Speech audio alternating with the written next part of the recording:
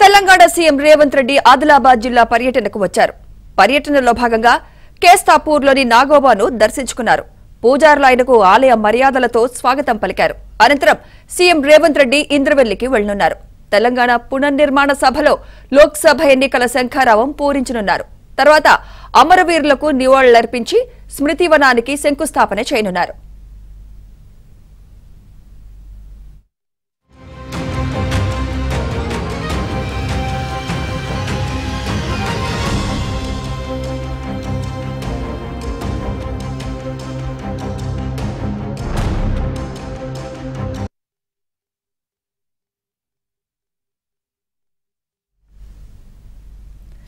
CM Revanth Adilabad పర్యటనకు సంబంధించి మరింత సమాచారం మా ప్రతినిధి మాంతయ్య అందిస్తారు.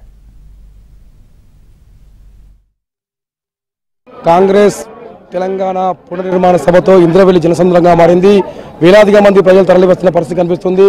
ముఖ్యంగా ఉమ్మడి ఆదిలాబాద్ జిల్లా వ్యాప్తంగా 10 నియోజకవర్గం దాదాపు 1,00,000 మందికి పైగా జనాన్ని సమీకరించేందుకు కాంగ్రెస్ పార్టీ శ్రేణులు ఏర్పాటు చేశాయి. ఈ మేరకు ప్రాంగణం మొత్తం కిక్కిరిసిపోతున్న పరిస్థితి కనిపిస్తుంది. ఇప్పటికే సభా ప్రాంగణం పూర్తి స్థాయిలో నిండిపోయింది.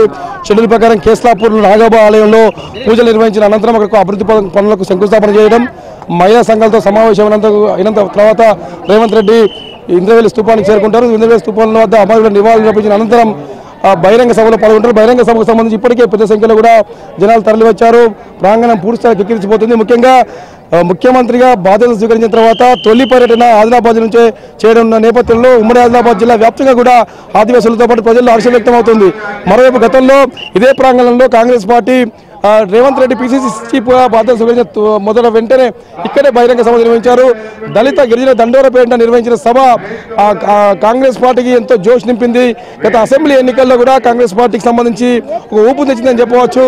అదే స్ఫూర్తితో ఇక్కడ బహిరంగ సభ నిర్వహిస్తున్నట్టు కూడా ఆ పార్టీ శ్రేణులు చెప్తున్నాయి. రేవంత్ రెడ్డి ఈ రోజు సభలో ఎలాంటి హామీలు ఇవ్వబోతున్నారు, ఏం అనౌన్స్ చేయబోతున్నారు కూడా ఆసక్తిగా మారింది. ముఖ్యంగా లోక్సభ ఎన్నికలకు సంబంధించి పార్లమెంట్ ఎన్నికలు సమీపిస్తున్న తరుణంలో లోక్సభ ఎన్నికలకు ఇది ఒక శంకరావ సభగా చెప్తున్నారు. మొత్తం మీద కూడా ఏదైతే కాంగ్రెస్ పార్టీ గతంలో ప్రకటించిన 6 గ్యారెంటీలకు సంబంధించి మరో 2 గ్యారెంటీల అమలుపై కూడా రేవంత్ రెడ్డి కీలక ప్రకటన చేసే అవకాశం కనిపిస్తుంది. రేవంత్ రెడ్డి సీఎంగా బాధ్యత స్వీకరించిన తర్వాత తొలి అడుగు ఆదిలాబాద్ జిల్లాలో వేయడం, అది కూడా పోరాటాల పురిటిగడ్డ ఇంద్రవెల్లి వేదికగా రేవంత్ రెడ్డి బహిరంగ సభ నిర్వహిస్తున్న నేపథ్యంలో ప్రజల్లో హర్షం వ్యక్తమవుతుంది. మొత్తం మీద కూడా కాంగ్రెస్ పార్టీలో జోష్ కనిపిస్తుంది. ఇది ఇక్కడ పరిస్థితి. శ్రీనివాస్తో మాంతయ్య.